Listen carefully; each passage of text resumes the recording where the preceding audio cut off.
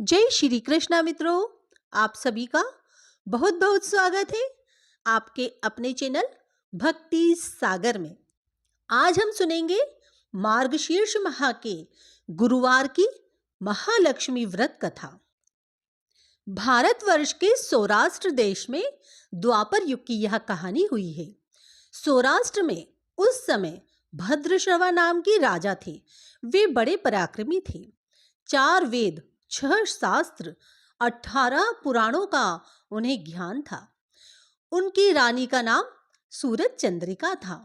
रानी दिखने में सुंदर और सुलक्षणा थी तथा पतिव्रता भी थी। उन दोनों को 7 पुत्र तथा उसके बाद एक कन्या का वरदान मिला था। कन्या का नाम श्याम बाला था। एक बार महालक्ष्मी जी के मन में आया कि जाकर उस राजा के राजप्रसाद में रहे। इससे राजा को दोगुनी धन दौलत की प्राप्ति होगी और वह इस धन दौलत से अपनी प्रजा को और सुख दे पाएगा। गरीब के घर अगर रहे और उसे धन दौलत प्राप्त हो तो वह स्वार्थी की तरह केवल अपने ऊपर ही खर्च करेगा। यह सोचकर श्री महालक्ष्मी जी ने बूढ़ी ब्राह्मण स्त्री का रूप धारण किया। हाथ में लाठी लिए लाठी के सहारे रानी के द्वार तक पहुंची। यद्यपि उन्होंने बूढ़ी औरत का रूप धारण किया था, पर उनके चेहरे पर देवी का तेज था।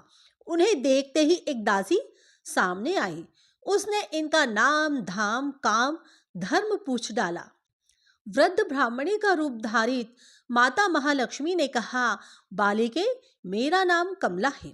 मेरे पति का नाम भुवनेश है। हम द्वारिका में रहते हैं। तुम्हारी रानी पिछले जन्म में एक वेश्य की पत्नी थी। वह वेश्य गरीब था। दारिद्र्य के कारण हर रोज घर में झगड़े होते थे तथा उसका पति रोज उसे मारता था। इस बात से तंग आकर वह घर छोड़कर चली गई तथा वन जंगल में खाली पेट भटकने लगी। उसकी इस दुर्दशा पर मुझे दया आई। तब मैंने उसे सुख संपत्ति देने वाली श्री महालक्ष्मी जी की कथा सुनाई। मेरे कहने पर उसने श्री महालक्ष्मी जी का व्रत किया। श्री महालक्ष्मी प्रसन्न हुई। उसकी गरीबी दूर हुई। उसका घर संसार दौलत संतति संपत्ति से भर गया। बाद में पति पत्नी दोनों परलोक सिधारे। लक्ष्मी व्रत करने के कारण ये लक्ष्मी लोक में रहे। उन्होंने जितने साल महालक्ष्मी का व्रत किया उतने हजारों साल उन्हें सुख भोग मिला। इस जन्म में उसका जन्म राजघराने में हुआ है, परंतु वह श्री महालक्ष्मी का व्रत करना भूल गई है। उसे यह याद दिलाने मैं यहाँ आई हूँ। बुढ़िया की बातें सुनकर दासी ने उन्हें प्रणाम किया तथा श्री महालक्ष्मी जी का व्रत किस तरह किया जाए इस बारे में पूछा।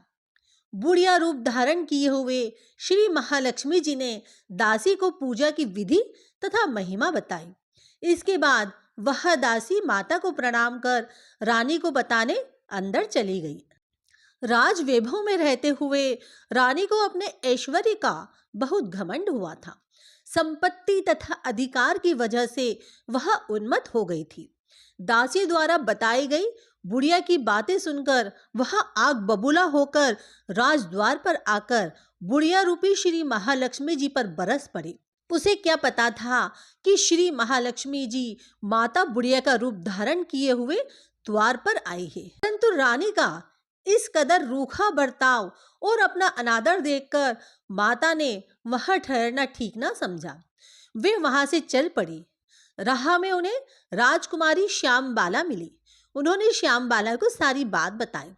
श्याम बाला ने अपनी ओर से श्री महालक्ष्मी माता से क्षमा मांगी। माता को उस पर दया आई। उन्होंने श्याम बाला को श्री महालक्ष्मी व्रत के बारे में बताया। उस दिन अघन मार्गशीर्ष माह का पहला गुरुवार था। श्याम बाला ने परम श्रद्धा से श्री महालक्ष्मी जी का व्रत रखा। फलस्वरूप राजा सिद्धेश्वर के सुपुत्र मालाधर से उसका विवाह हुआ। वह धन दौलत ऐश्वर्य वैभव से माला माल हो गई। पति के साथ ससुराल में आनंद से दिन बिताने लगी। इधर श्री महालक्ष्मी जी का रानी पर प्रकोप हुआ। फलस्वरूप राजा भद्रश्रवा का राज्य एवं राज कारोबार नष्ट हो गया। यहाँ तक कि खाने के लाले पड़ गए। ऐसी हालत में एक दिन रानी ने राजा से निवेदन किया, हमारा दामाद इतना बड़ा राजा है, धनवान है, ऐश्वर्यशाली है, क्यों ना उसके पास जाएं, अपना हाल उसे बताएं, वह जरूर हमारी मदद करेगा। इस बात पर राजा भद्रश्रवा दामाद के पास रवाना हुए। राज्य में पहुंचकर एक तालाब के किनारे थोड़ी देर विश्राम लेने के लिए ठहरे। तालाब में पानी लेने आते जाते दासियों ने उन्हें देखा। उन्होंने विनम्रता से उनकी पूछताछ की। जब उन्हें यह मालूम हुआ कि वे रानी श्यामबाला के पिता हैं, तो दौड़ते हुए जाकर उन्होंने रानी को सारी बात बताई। रानी ने दासी के हाथ राज परिधान भेजकर बड़े ठाट से उनका स्वागत तथा आदर सत्कार किया, खान पान करवाया। जब वे लौटने लगे तो सोने की मोहरों से भरा हुआ घड़ा दिया। राजा भद्रश्वा जब वापस लौटे तो उन्हें देखकर रानी सूरज चंद्रिका खुश हुई। उन्होंने सोने की मोहर से भरे घड़े का मुंह खोला तो पर हाय भगवान, घड़े में धन के बदले कोयले मिले। यह सब श्री महालक्ष्मी जी के प्रकोप से ही हुआ है। इस प्रकार दुर्दशा में और कई दिन बीत गए। इस बार रानी स्वयं अपनी कन्या के पास गई। वह दिन अगहन माह का अंतिम गुरुवार था। श्यामबाला ने श्री महालक्ष्मी जी का व्रत किया, पूजन की, अपनी माता से भी व्रत करवाया। उसके बाद रानी अपने घर आई। श्री महालक्ष्मी जी का व्रत रखने पर उसे फिर से अपना राजपाट, धन दौलत, ऐश्वर्य की प्राप्ति हुई। वह फिर से सुख शांति आनंदमय जीवन बिताने लगी। कुछ दिनों बाद राजकन्या श्यामबाला अपने पिता के घर आई। उसे अपने घर देखकर सूरज चंद्रिका को पुरानी बातें याद आई। यहाँ की श्यामबाला ने अपने पिता को घड़ा भरकर कोयला दिया था और उसे तो कुछ भी नहीं दिया था। इसी कारण श्यामबाला को पिता के घर आने पर उसका कोई आदर आतिथ्य नहीं हुआ कि अनादर हुआ। पर उसने इस बात का बुरा नहीं माना। अपने घर लौटते समय उसने पिता के घर में थोड़ा नमक ले लिया। अपने घर लौटने पर उसके पति ने पूछा, अपने मायके से क्या लाई हो? इस पर उसने जवाब दिया, वहां का सार लाई हूं। पति ने पूछा, इसका मतलब क्या है? श्यामबाला ने कहा, थोड़ा धीरज रखें, सब मालूम हो जाएगा। उस दिन श्यामबाला ने सारा भोजन नमक डाले बिना बनाया और परोसा। पति ने खाना चखा, सारा खाना नमक बिना था, इसलिए स्वाद ना आया। फिर श्यामबाला ने थाली में नमक डाला, इससे सारा भोजन स्वादिष्ट लगने लगा।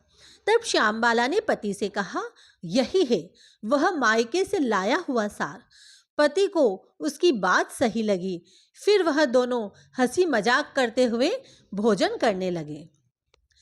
कहा गया है कि इस तरह जो कोई श्रद्धा भाव से श्री महालक्ष्मी जी की पूजन करे, उसे माता की कृपा प्राप्त होती है, सुख संपत्ति शांति प्राप्त होती है, सभी मनोकामनाएं पूर्ण होती है। परंतु यह सब प्राप्त होने पर माता जी की पूजा को भूलना नहीं चाहिए। हर गुरुवार को व्रत पाठ अवश्य करना चाहिए। इस तरह श्री महालक्ष्मी जी की महिमा भक्तों की मनोकामना पूरी करती है। इस प्रकार श्री महालक्ष्मी जी की गुरुवार की कथा संपूर्ण हुई। धन्यवाद।